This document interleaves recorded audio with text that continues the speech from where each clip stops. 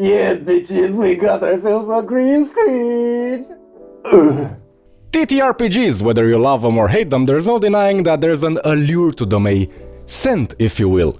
And I'm not talking about the scent that comes with the usual role-playing game enthusiast, or the other type, which, let me tell you, they are some wild motherfuckers. No, I'm talking about the allure that comes with being in a made-up world where you can do whatever the hell you want without or with consequences. It's important to state that these tabletop role-playing games, or TTRPGs, come in many shapes and forms, from dungeons that spawn dragons to blades that come from the dark, and even to cocks.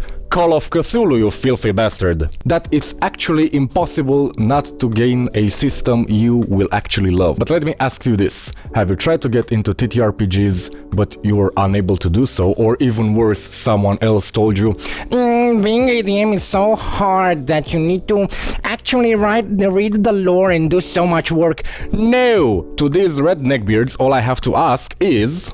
Why are you gay? You might ask yourself, Lair, aren't you a bit harsh with these redneck beards? No! If anything, I'm not harsh enough, because what they commit is the ultimate sin.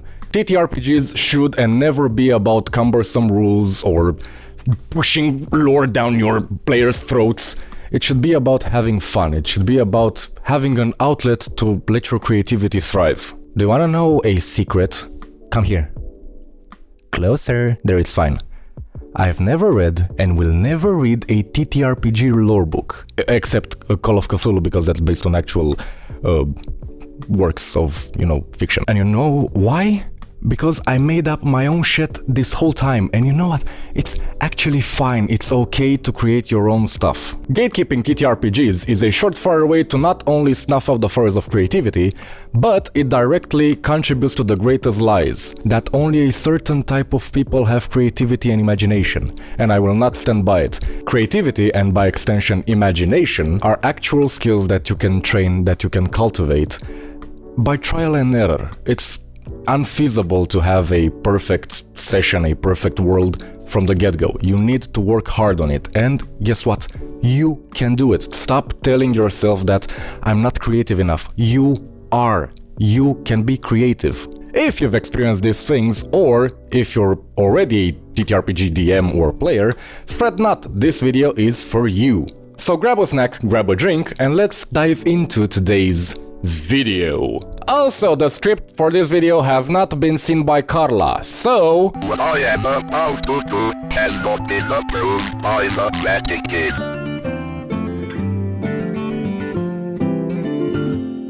Confidence is a powerful tool that you can use to create better experiences, that you can use to allow your players to engross themselves into the story. But how do I do this? It's more about trusting your own skills It's about trusting your creativity and imagination, and above all else, it's about knowing what you wish to do with the setting, whether it's a one-shot or a long campaign. But how can you ooze confidence? Take it from me, who never has fumbled nor ever stumbled in his own words. Okay, you got me. I also stumble. We all stumble. It's okay. It's fine to be scared shitless. I am all the time scared shitless, even now when I'm here in this room. It's fine. It's part of the process. All you have to do is trust yourself and trust your skills and trust the world you've created, because you know it.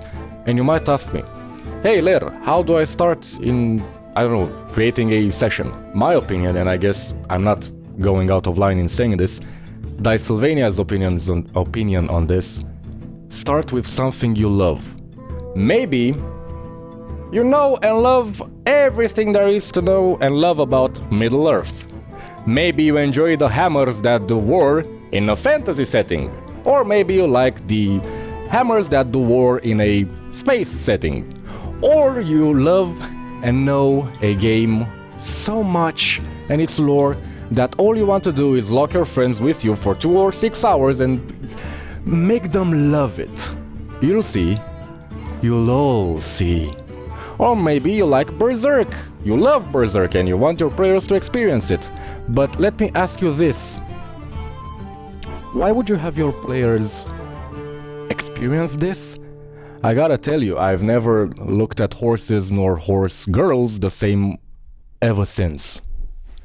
The importance of knowing the ins and outs of the world you're creating, it's paramount because it allows you to come up with things and to not feel as much pressure as, you know, creating your own setting. But even if you do create your own setting, I have one thing to say. Be creative. Do not be afraid to turn the fantasy tropes upside down. It's okay to have worlds that don't have gods, elves, dwarves, or even the myth of creation. Make it your own. Trust your own creativity. That's the most important thing I have to tell you in this entire video. Trust yourself and your skills. Of course, this video is titled Confidence in Creativity and not how to love your own worlds or your own sessions. That's a discussion for another time and a video for another day. And I would not be the perfect person to tell you how to do it.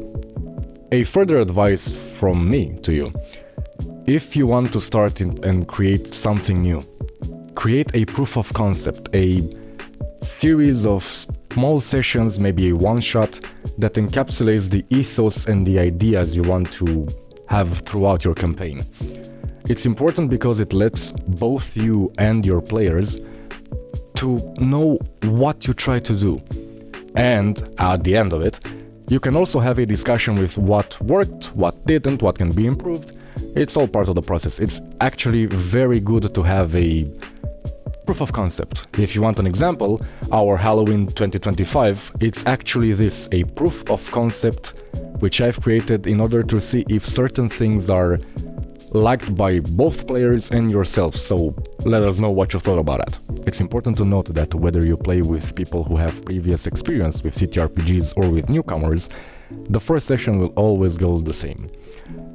There will be those 30 or 40 minutes of cringe, of players trying to tug at the walls of the quote-unquote freedom to see if they can actually do anything, and also the moment when they all get engrossed. I would also like to give you another piece of advice. Why? Allow me to give you another piece of advice. When you start playing TTRPGs, use a buffer person. And I will give you an example of what I mean by this.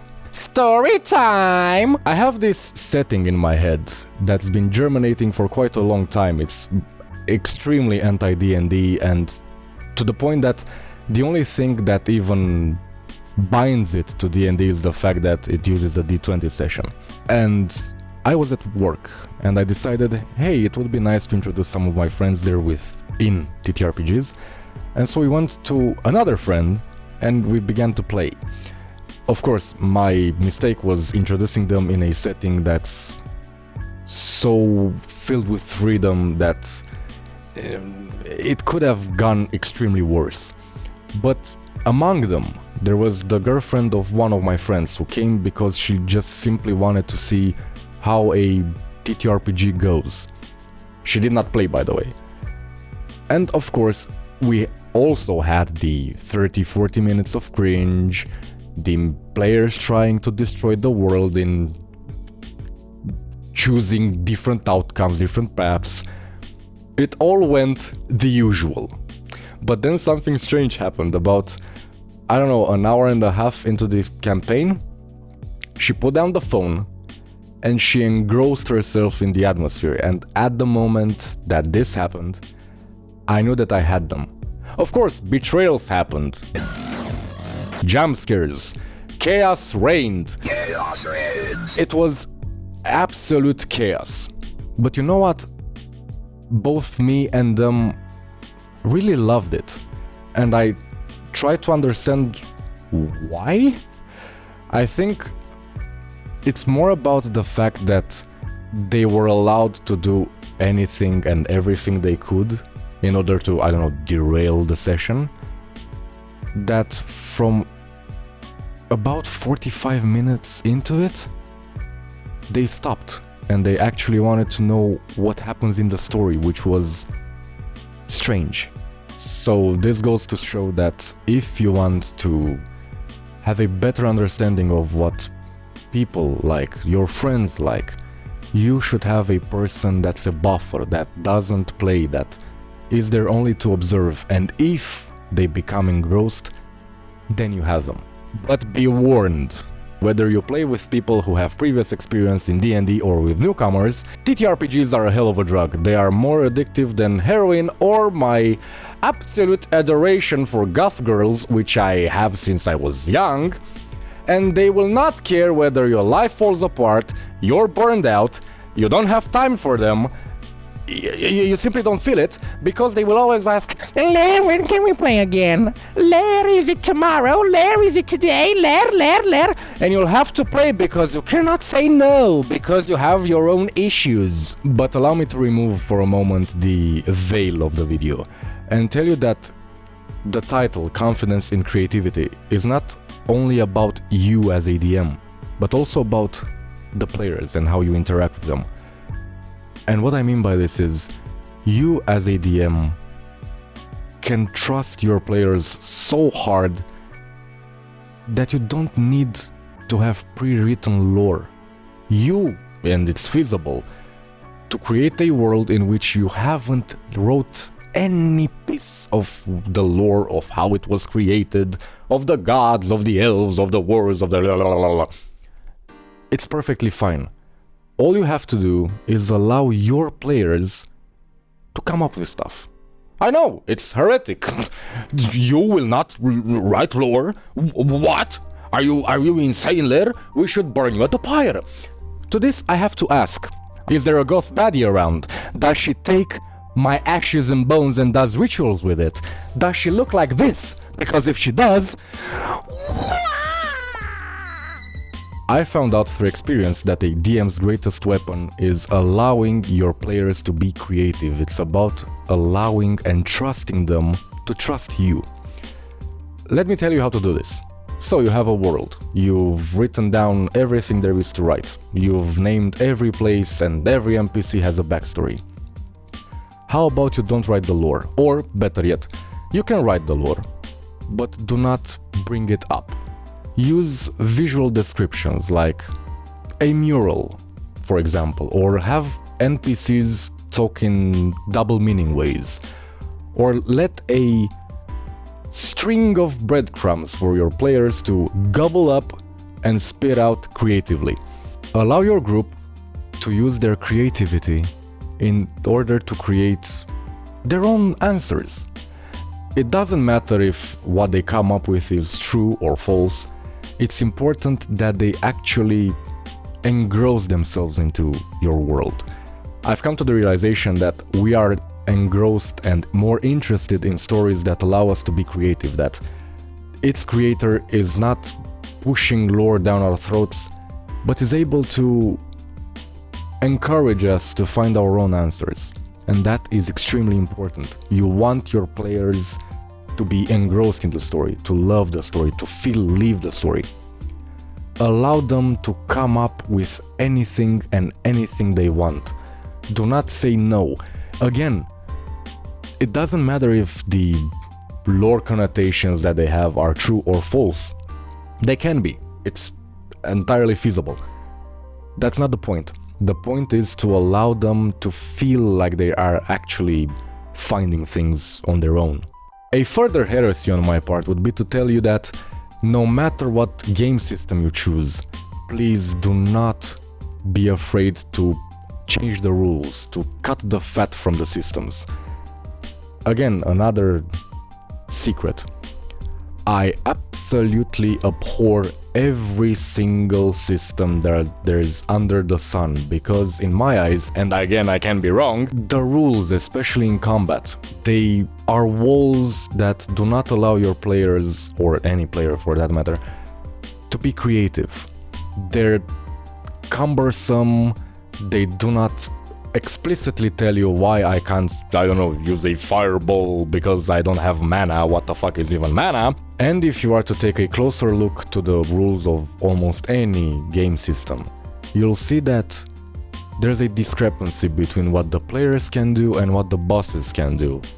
And most of the time you'll see that bosses do not suffer from the problems that players have. They can throw shit at the wall and see what sticks, all the while players do not. Why? Because it would be too OP.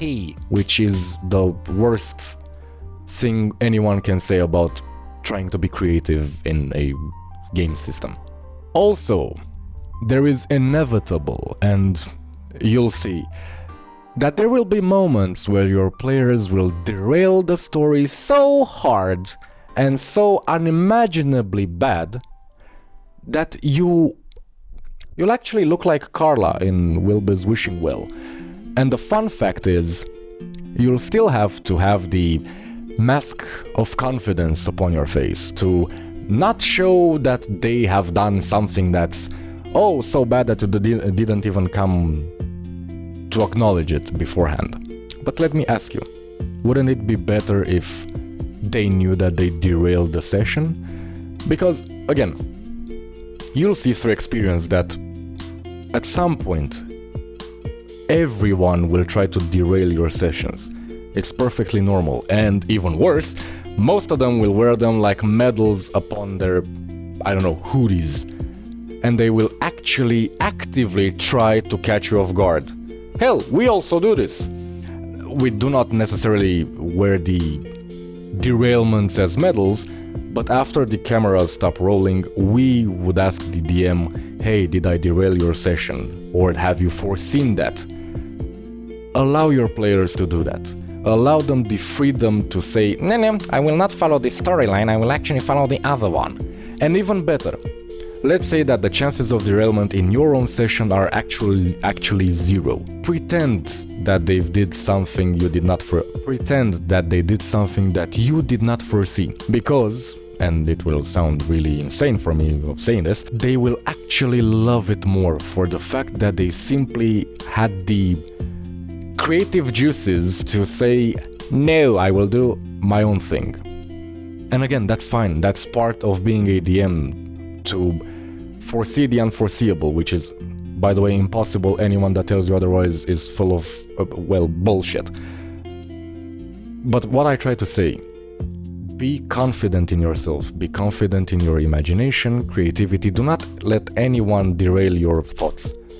Be yourself. You're not playing for a large audience. You're not playing for the Redneckbeard 5000 who only plays D&D through the pre-written adventures from Wizards of the Coast. You are playing for friends. You are playing to have fun. Allow TTRPGs to be fun. Remember how I said in the beginning, or I think it was the beginning, that it's extremely important to start with a system or a universe you know intimately? This is exactly the case why. You need to know certain things in order to allow the derailment of your players to unlock something new. Maybe they did not go the left side at the crossroads, maybe they went on the right.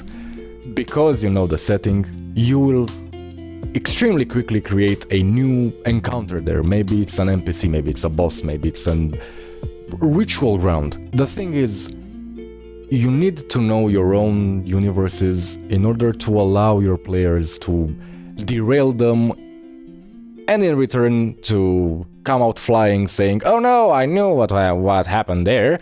This was actually the outcome I was looking for. All the while you're screaming inside and crying and dying, and all you want to do is say fuck it and go home, get under the blanket and start to cry. Finally, and this is a big one, do not get derailed by the style in which you write sessions. This comes from someone who writes his settings and sessions like actual books. Why do I do this? For one, I love to write, and for the other, it allows me to have a structural base, extremely structural, to the point that even when I decide to go off script, which happens multiple times, I still have a feeling of what I want to say. Is it cumbersome? Yes. Do I get derailed easily? Yes. Am I able to read? No. But that's not the idea. The idea is to use a writing style which fits you best. I'm sure that if I were to give you a piece of paper in which you'd say, okay, I can write 3 lines, you would be able to create an engrossing and incredible session only by those 3 lines, without anything else written on it. Finally, again, I cannot stress this enough, be confident in yourself, be confident in your players. You have creativity, you have imagination, you can do it. Stop telling yourself, or better yet, stop this guy, the Neckbeard 5000, from telling you, no, he doesn't know you, I know you. I do not, but I go by the idea that I do. This guy is an asshole. I am just a jerk. It's a wide difference. You can do it. Because this is the first time we do this type of video in which we have green screens, editings and things like that, I think it's a good place to, you know, cut it here short. The idea is someone here does not know how to read, that being me. This took a lot of tries. I didn't think possible that someone would stumble so much, but apparently he did. And if you like this kind of videos, the more free-flowy kinda, and, you know, large editings, tell us in the YouTube, Discord, Instagram, tell us wherever, and we would like to do more at some point. So until then, good day, good night, and please let all the golf baddies bite.